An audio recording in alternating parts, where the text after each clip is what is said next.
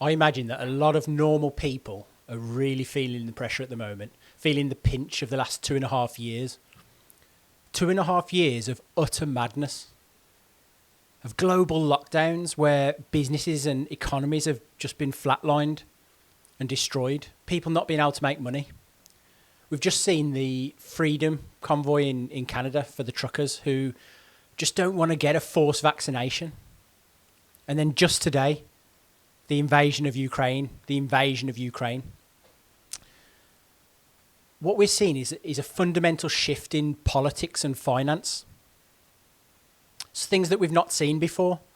The global economy, the Western economy is collapsing. And the people who rule over us are panicking. They don't know what to do.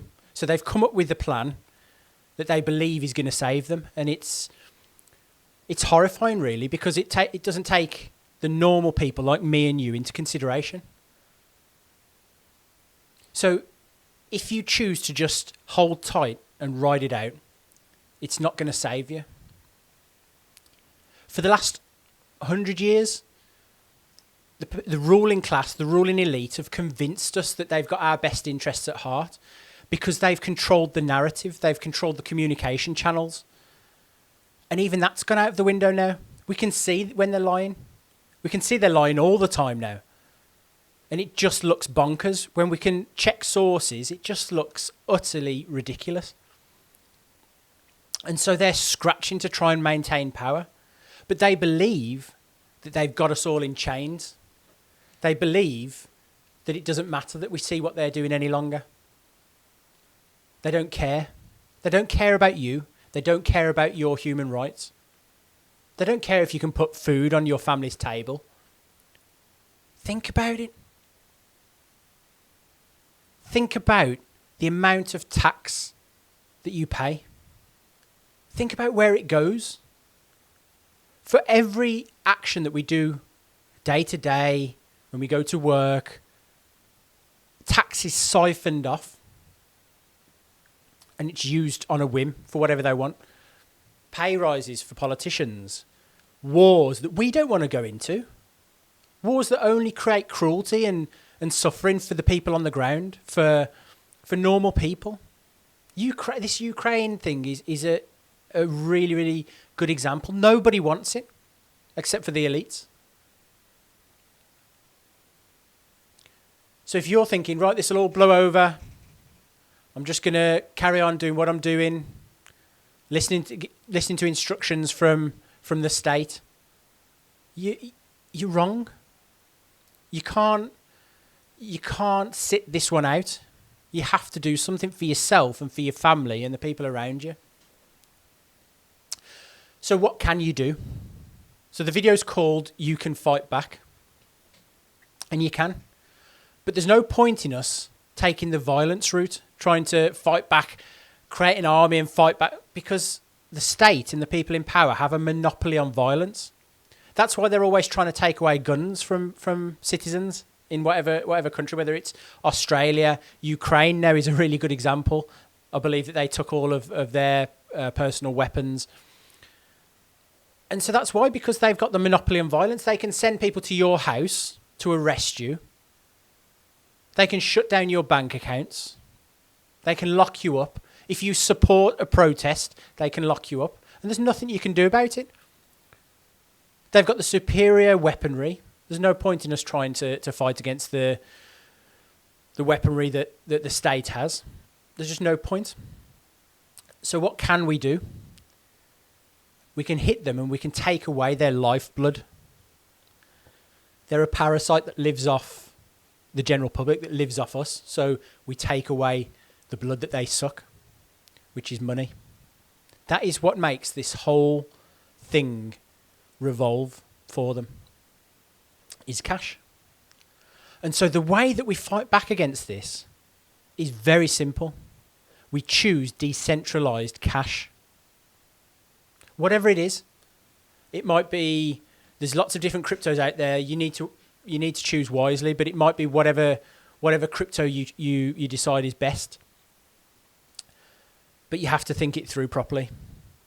lots of cryptos do lots of different things, and there's some that will be good and some that will be bad. You need to do your research, but ultimately that's where you need to hedge your money. That's where you need to keep your cash, and it needs to be cash that you can freely use with other people. But this is the move that we have to make. And there's people out there who say, well, cash is king, fiat cash is king, keep cash, transact with cash. But no. If you've not learnt anything from the last 70 to 100 years, is if you stash your cash right now, in 10, 20 years, it will be worth so much less. So there's no logic to that. To do your individual day-to-day transacting, you may not feel it, but that's the reality. And they're printing money and inflating the money like it's going out of fashion at the moment. So you need to get your money out of their system. Once you get the money out of their system, they wither. Because they don't have enough money for these programs where they want to go and invade countries and bomb civilians, drone strike people. They don't have the money to do it. So the more people that choose this option, the freer we're going to be. You've got to think about it.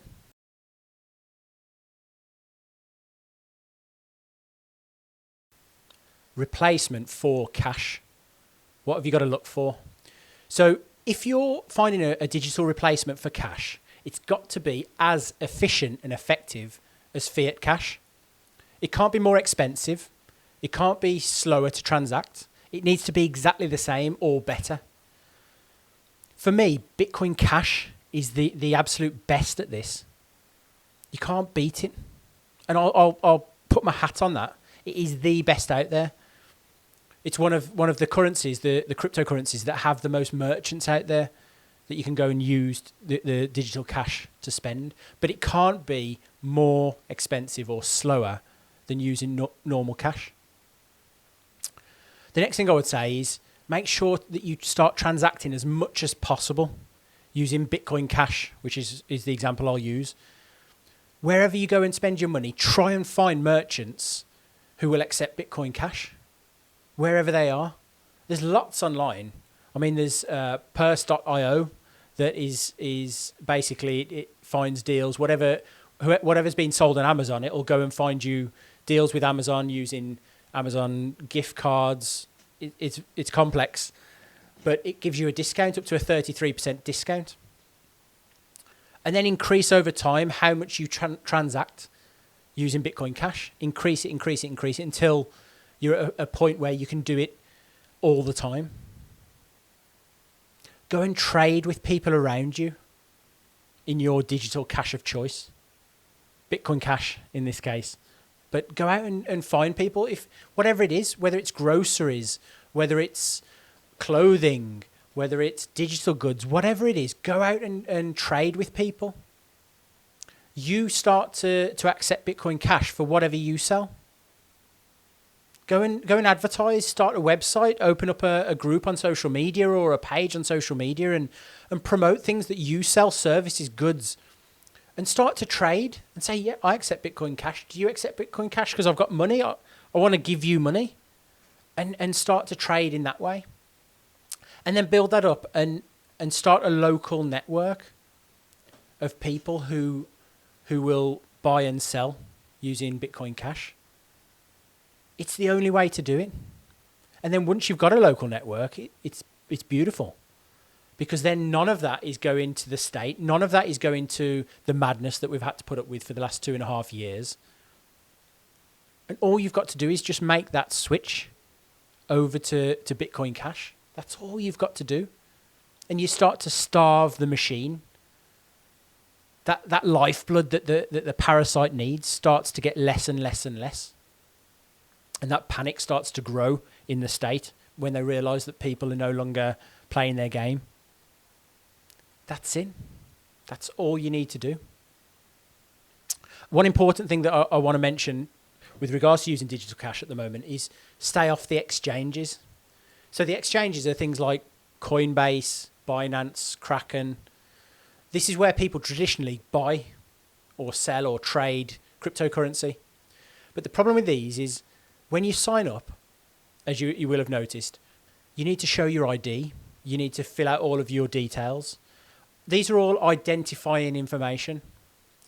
And so when you see the Canadian government saying, oh, we've frozen the crypto wallets of these people who supported the protesters, they didn't. What they did was they told, say, Coinbase, or they told Binance or any of these exchanges, they told them to freeze the on-exchange wallets of these people, which is where these traders or these people were keeping their cryptocurrency. So what you want to do is you want to get it off the exchange. So any money that you have on the exchange, get it off, transfer it into what's called a non-custodial wallet. Non-custodial meaning it's not on an exchange. You haven't had to give all of your identifying information to. And that's it. You just keep it away from that and it can't be frozen. If with the truckers or the people who were supporting the protests, if they kept their money, their crypto in non-custodial wallets, it wouldn't have been frozen. It can't be frozen. Because there's only you that has access to it via your keys. So that's really, really important. And what are the benefits of doing this? So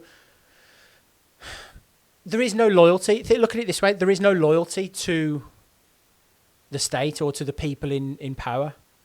That was their game previously. They wanted people to believe that they were doing things for them and they were looking after them and taking care of them. They weren't, but now we can see that. So don't give them any loyalty. Don't show them any mercy.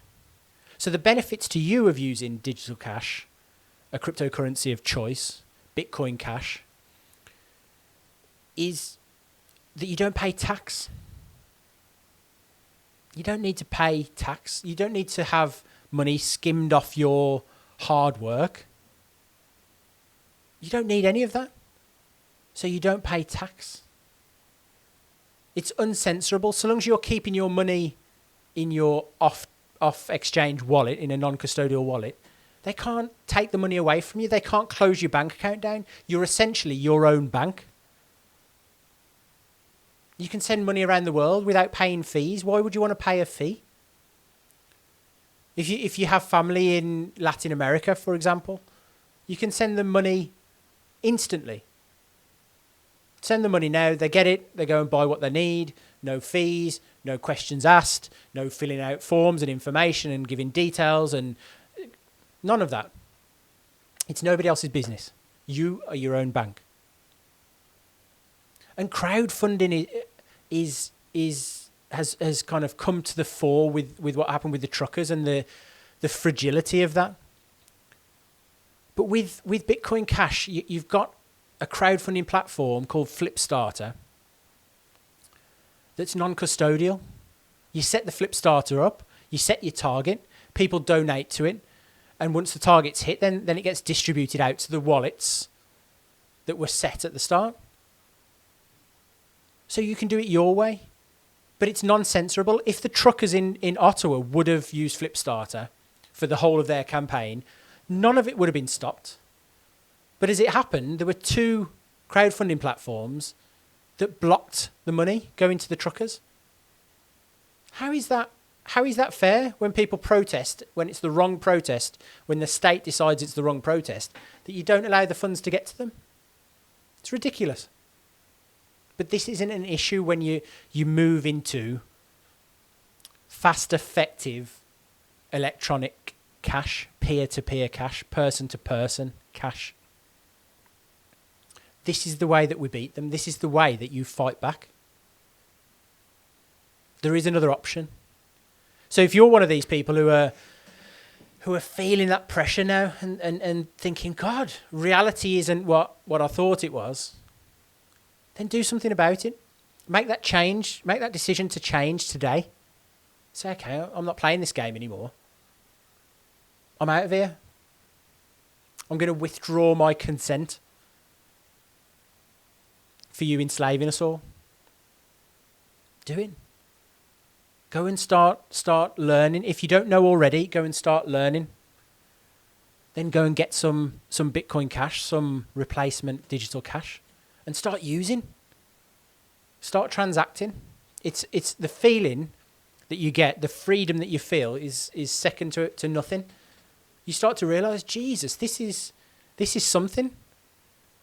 This is incredible. I'm free. I don't have to worry that the bank's going to close down my account. I don't have to tell anybody what I'm doing. I don't have to declare my earnings once a year so that the taxman can take my money. No, screw that. Screw that. They don't do anything for you. It's time to take back control. It's time to fight back. Are you going to do that, or are you just going to bend over? The choice is yours.